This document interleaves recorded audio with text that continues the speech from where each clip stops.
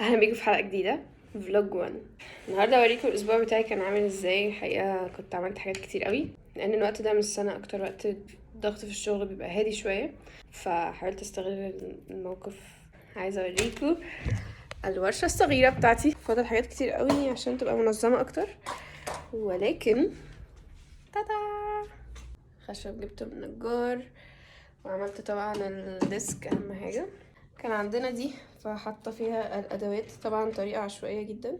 عايزه ان انا اعمل بقى ارفف بقى واحط مسامير كده قدامي، متحمسه قوي للموضوع ده. عندي حاجه عايزه اخلص منها، حاجه عامله لي ازمه في حياتي، عامله لي مشكله نفسيه. هذا الدولاب اللي ملوش اي لازمه في الدنيا، طبعا لازم اتصرف في الكركبه البشعه اللي هنا. برضو كنت فكرت ان انا اوزع الدولاب حد يستفيد منه.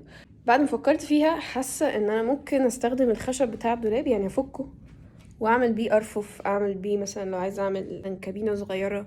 حاسه انه ممكن يدهن ويبقى حاجه جديده، وانا اصلا بحب كده. يعني انا بحب ان في حاجه قديمه ومعفنه والزمن خلص عليها اديها بقى حياه ومعنى جديد.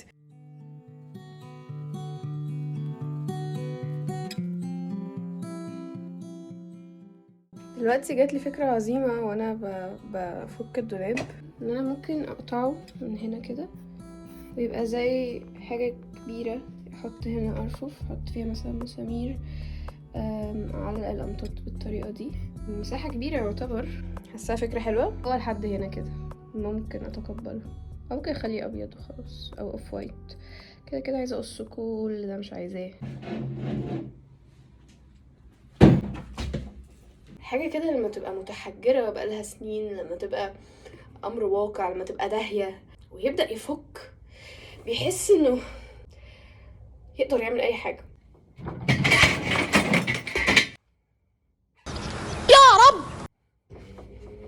هيه بصوا، لا كده هيقع. ثانية هوريكم، ده منظر الدولاب من فوق، حاجة مقززة جدا. مفصلات طلعت تحفة، هبقى استخدمها تاني في حاجة تانية بقى.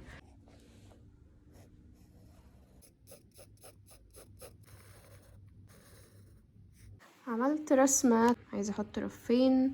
الرف اللي تحت ده خالص احط فيه الدهانات، اي حاجة متعلقة بالنقاشة، او الرف ده ممكن احط فيه الاجهزة اللي مش بستعملها كتير. مثلا فوق هنا الحاجات اللي بستخدمها كتير بقى، الشنيور، الراوتر والحاجات دي، والمنشار الاركت. عايزة اعمل حركة كده حلوة قوي، ان انا اخرم الحتة دي واعلق المفكات والكماشة مثلا وحاجات كده. انا متحمسة قوي اشوف هتبقى ايه في الاخر. اظن الخشبة دي تستحمل مفكات ومنشار مثلا وحاجات كده، بس الحاجات دي مش تقيلة.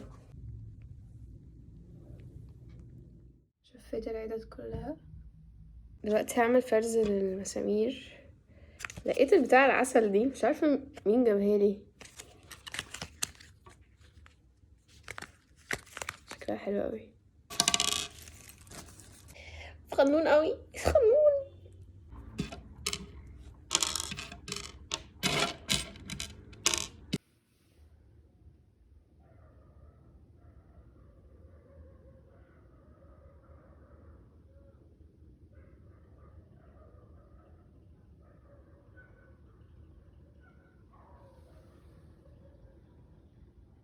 بس منظر تحفة تحفة،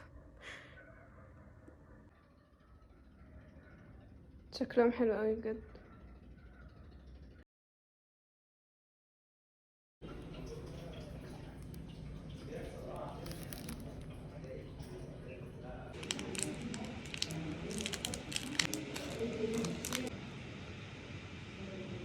رجعت النهارده بدري من الشغل وبفكر ابدا ان انا اقص بالمنشار، بما ان لسه نور ربنا داخل المكان والجو جميل طبعا في الصيف. جحيم. يلا بينا نبدا. هي ربنا يستر مفيش حاجه تقع على دماغي. الفتحات اللي على المكتب دي مفيده قوي بجد.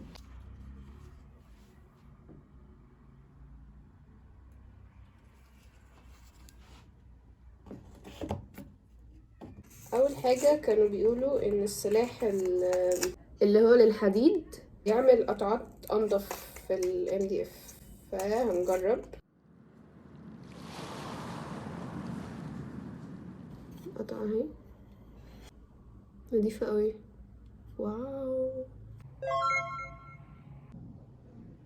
المفروض انشر هنا، طبعا مش هينفع كل دي تبقى في الهوا كده، فهنقل بقى الترابيزة دي يمين شوية.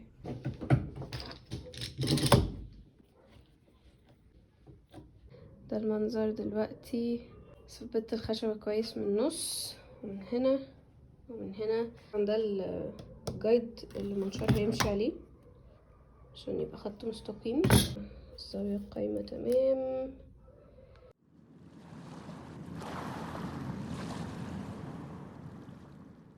يعني لما جيت اقطع من هنا طلع على الواسع، ولما جيت اقطع من هنا يعني طلع فوق على الضيق، فانا مش فاهمة مش فاهمة.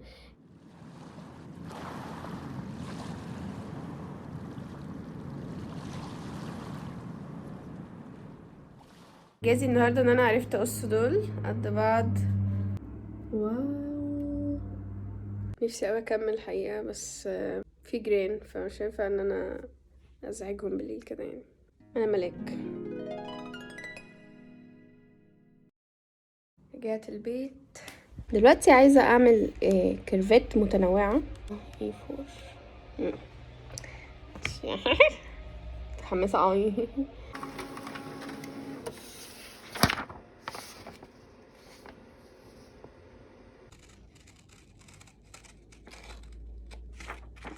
عملت تجربة على الخشبة اللي بجرب فيها قبل ما اعمل في البتاع نفسها.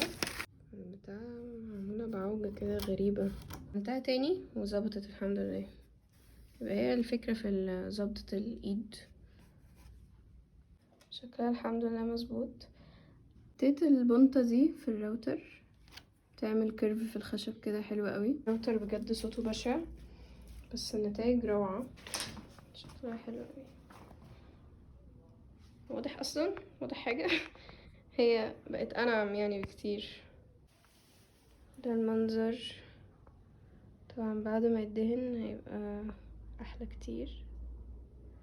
كده انا خلصت جزء واحد، فاضل بقى خشبة اخت دي والخشبة اللي في الظهر. ده الشكل. عملت الكيرف، كيرف صغير قوي عامة بس شكله حلو. اظن بقى ان انا هنهي الفلوج لحد هنا. بجد برجع من الشغل هموت وانام. متحمسه قوي ان انا اركب كل حاجه مع بعضها وادهن. مش عارفه الموضوع ممكن ياخد مثلا اسبوعين او حاجه، فاكيد ان شاء الله الفلوج الجاي هيكون خلص. برضو هعمل خطوات في فيديوز قصيره علشان ايه.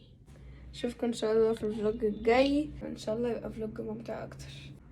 باي.